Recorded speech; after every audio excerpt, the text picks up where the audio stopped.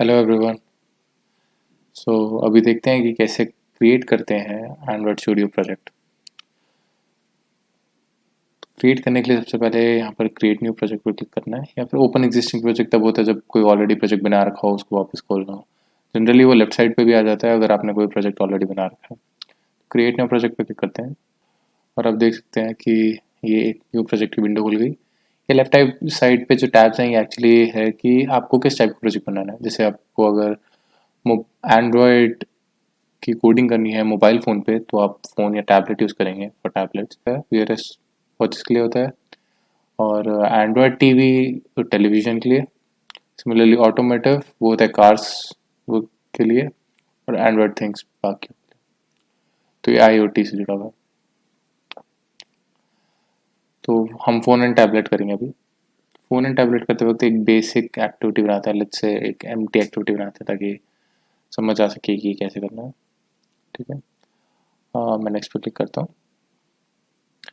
ये है आपके एप्लीकेशन का नाम, मतलब आपकी जो ऐप बना रहे हैं उसका नाम। तो इसका नाम माई एप्लीकेशन ही रहने देते हैं। ये पैकेज नेम है। तो जनरली जैसे अगर आपकी कोई वेबसाइट है और वेबसाइट की ऐप बना रहे हैं, या फिर आपकी कोई कंपनी की वेबसाइट है उस कंपनी की कोई ऐप बना रहे हैं, तो ये उसके लिए एक अच्छा जरिया है यहाँ पर पैकेज नेम डालने का। तो हम ज़्यादातर रिवर्स नोटेशन में डालते हैं।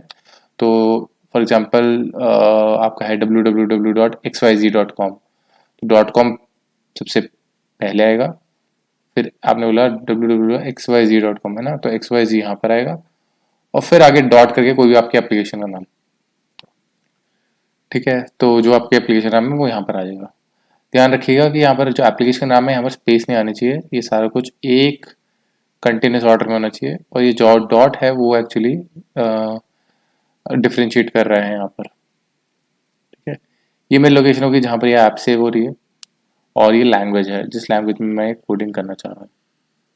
आपकी मर्जी, आप कोटलिन यूज़ करना चाहते हैं या जावा यूज़ करना चाहते हैं, दोनों के अपने अपने बेनिफिट्स हैं और डिसएडवांटेजेस भी हैं। तो अब आ जाता है मिनिमम एस के। मिनिमम एस होता है कि आप जो कोड कर रहे हैं एंड्रॉयड में वो कौन सा एस में कर रहे हैं। तो ये वर्जन है एंड्रॉयड का। एंड्रॉयड स्टूडियो में एक खास बात यह है कि जो नया वर्जन हैं वो पुराने वर्जन के ऐप्स भी को भी सपोर्ट करते हैं। पुराने वर्जन में लेने का ये फ़ायदा है कि देखो आपके पास इंटरनेट पे बहुत सारे रिसोर्सेज मिल जाएंगे कि आप अलग अलग जगहों से समझ सकें कि ऐप में ये गड़बड़ी क्यों आ रही है, या जो भी रीजंस होते हैं। तो ये अच्छी बात है कि डॉक्यूमेंटेशन रिसोर्सेज वीडियोस वगैरह सारी की सारी पुराने वर्जन की बहुत ज़्यादा मिल जाएंगी, कि काफ़ी से लोगों ने अलग अलग टाइम पे बना रखी होती है, और नए वर्जन में उतनी नहीं मिलेगी। नुकसान की बात यह है पुराने वर्जन की कि इसके अंदर इतनी ज़्यादा लाइब्रेरीज नहीं होती है। तो मान लीजिए आपको कोई चीज़ करनी है और लेट से आपको ब्लूटूथ की कनेक्टिविटी करनी है, तो आप कोई स्पेसिफिक फीचर यूज़ करना चाहते हैं, तो वो नए वाले वर्जन में हो सकता है कि सिंपल एक कमांड हो, पर पुराने वाले वर्जन में हो सकता है कि आपको लिटरली एक बहुत बड़ा कोड लिखना पड़े। तो ऑफ कोर्स उस हिसाब से देखा जाए तो नए वाला वर्जन ज़्यादा अच्छा है ना, क्योंकि आप नए वाले वर्जन को यूज़ करेंगे और नए वर्जन में तो काफ़ी सारी लाइब्रेरीज हैं।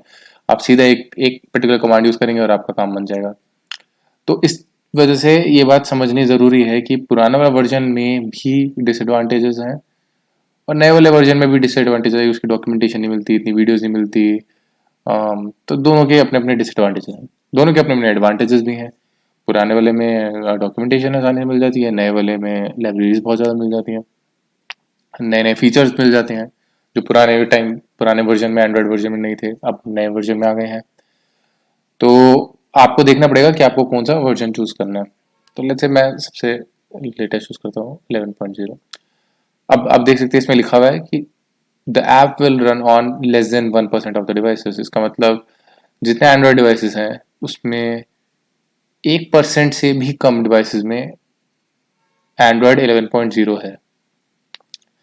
अब बहुत ज़्यादा कन्फ्यूजन हो जाती है राइट, कि क्या चूज़ करें सब में से। तो एक सिंपल तरीका ये है कि हेल्प मी चूज़ पे जाइए, और हेल्प मी चूज़ पे जाके यहाँ पर सारा कुछ मिल जाएगा कि टोटली डिस्ट्रीब्यूशन जो है वो किस हिसाब से वर्क है यहाँ पर।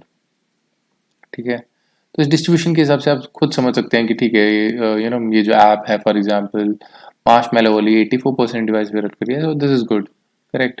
जब इस पे और आप इस पे आगे क्लिक करेंगे तो फिर और डिटेल्स मिल जाएंगे यहाँ पर कि एग्जैक्टली क्या क्या फीचर्स, एडिशनल फीचर्स क्या क्या प्रोवाइड कर रही है। ठीक है। और जैसे आप देख सकते हैं, अगर मैं सिर्फ आइसक्रीम सैंडविच पे जाऊँ जो कि बहुत पुराना था, तो ये सोशल एपीआईज, कैमरा का फेस डिटेक्शन, एक्सेसिबिलिटी, ये सारी चीज़ें, वीपीएन सर्विसेज, ये सब प्रोवाइड कर रही है। पर अगर मैं एंड्रॉइड 10 पे जाऊँ तो आप देखेंगे यहाँ पर फोल्डेबल का भी सपोर्ट है, 5G का सपोर्ट है। और 5G तो यू नो शायद लॉलीपॉप के टाइम पे था भी नहीं, या फिर आइसक्रीम सैंडविच के टाइम पे तो बिल्कुल भी नहीं था। तो पहले के वर्जन के टाइम पे नहीं था। पर अब एंड्रॉयड 10 में अब देखिए 5G सपोर्ट भी आ गया है, जेस्चर नेविगेशन और आ गए हैं, न्यूरल नेटवर्क एपीआईज आ गए हैं, दिस इज समथिंग न्यू, कुछ नया है। थर्मल एपीआईज आ गए हैं, स्मार्ट रिप्लाई आ गया नोटिफिकेशन में। तो आप देख सकते हैं एंड्रॉयड 10 में नए नए फीचर्स हैं, उस हिसाब से नई नई यहाँ पर और ज़्यादा आपको लाइब्रेरीज मिलेंगी नई नई चीज़ें करने के लिए। उस हिसाब से आप जो भी हो सके चूज़ कर लीजिए। ठीक है, फॉर एग्जांपल तो मैं अभी एक काम करता हूँ, अभी फ़िलहाल के लिए मैं एंड्रॉयड 10 ही चूज़ कर लेता हूँ। तो इसको क्लिक करके let me just click on finish. ठीक है,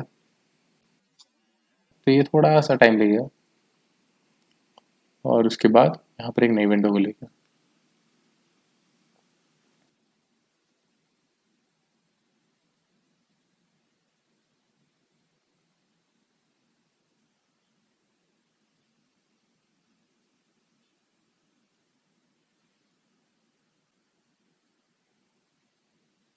सो ये बहुत टाइम लेगा, इसलिए मैं थोड़ा फास्ट फॉरवर्ड कर देता हूँ।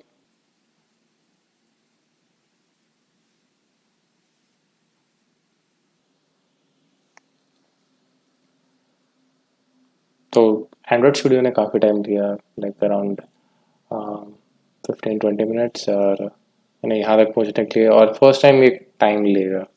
तो चिंता मत करिए, अगर पहली बार एंड्रॉयड स्टूडियो टाइम लेता है एप्लीकेशन को बिल्ड करने के लिए, ये काफ़ी नॉर्मल है, क्योंकि फर्स्ट टाइम पे आप एंड्रॉयड का नया वर्जन डाल रहे होते हैं, उसको काफ़ी सारी फाइल्स डाउनलोड करनी पड़ती है। एक बात ध्यान रखिएगा कि आपका इंटरनेट कनेक्शन अच्छा होना चाहिए, ताकि सारी प्रोसेसिंग, सारी डाउनलोडिंग जल्दी से हो सके।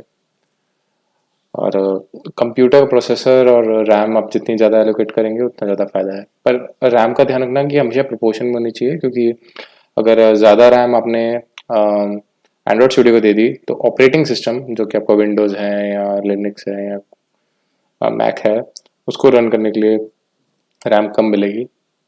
तो वो भी एक कोई अच्छी बात नहीं है। तो आपको प्रोपोर्शन में रखना पड़ेगा।